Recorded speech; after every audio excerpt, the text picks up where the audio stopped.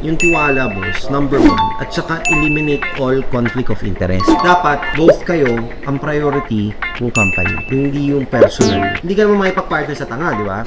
6:30. Naman. Can't do 6:30 eh. Yan ka ba na kaman?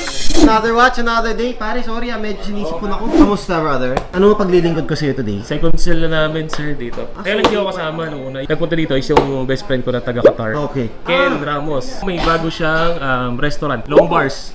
Loming bar ako, Qatar, Doha. Oy!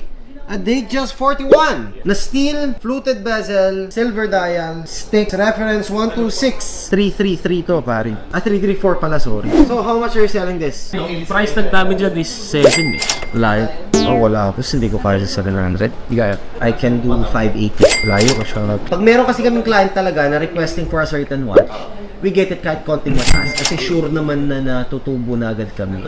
Pero pag i-risk namin, i-stock namin dyan, tulog pa. 6:30. Naman. Can't do 6:30 eh. Yan ka ba ng Qatar? Hindi, dito lang ako. Maybe siguro bro, I'll push it ha. 600. Ang dami rin namin stocks ngayon eh. Actually, meron pa kami isang stock ko. And this is 2022. Naging 20 cup. Nag-add na ako ng 20k for the 1 year difference sa card. Kaya nyo ba nakuha to? 400 nyo nata nakuha to eh. Di ba? We have 7-step authentication pa. So medyo matagal pa to eh. Kasi papacheck ko pa lahat to eh. All the parts eh. Complete na one shot. Yes, maganda. Complete.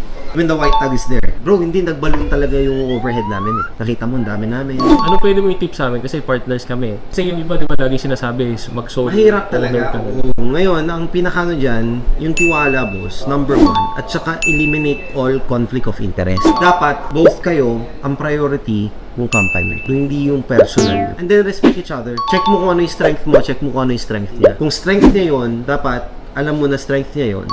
Sabi mo sa kanya, oo. Pag alam mo na strength mo yon, ilaban mo na strength ko to eh, ako bahala dito. Hindi ka naman makipag-partner sa tanga, di ba? Alam mo naman matalino siya. So saan siya banda matalino? Respect his decision dun sa area mo. Brother, ito na. Brother, pinakita ko na dito. Yung cost ko talaga, meron akong isa, same na to. 1 year lang agwat nyo. 580 yung cost ko dun sa isa. Binigay ko na to 600 kasi 2023. So 1 year difference lang, 20k, that's the most I can do. It's not in demand din kasi, tapos meron pa kaming stock. Kaya sa akin, 620. Mas okay kung sa kanya. Baka pwedeng ganun. Same na lang kayo. Hindi ko kaya eh. Tanong ko si Paring G kung meron lang kaming client dito na ano. Bye-bye. Hello, Bo. Bo, meron pa kasi tayo na 41mm. Date just na fluted. Steel lang. Stick dial, silver. Meron pa tayong stock na 2022. Ngayon, may nagbebenta, same na same, 2023. Kinukuha ko, 600, sabi ko, best ko. Si Nika kasi, inoferan siya ng 620. Sabi ko kay Nika na, kasi may stock din tayo. Sige. Wala, boss, I suggest, ano mo na lang kay Nika. Kung wala kami stock, binili ko na. Pero, since may kami stock, kay Nika na lang. Sa akin din yun, 20,000 din. Sige boss, magdala kami ulit. Oh, Next no time. problem. Alam Uy, mo thank naman. you sa mga inputs doon sa ano. Oo naman, thank you so much for others. Good luck. Thank Tawagan you, mo dali na ko si doon. Nika, ha? Makulit yun eh. Pagpasensya mo na. Medyo. So yun, walang done deal. Pero okay lang, masaya tayo kasi natulungan natin si client. Mas pinush natin siya doon sa kung saan makakakuha siya ng mas magandang presyo. I think win-win kung makuha ni Nika yun. Kasi makulit yun eh.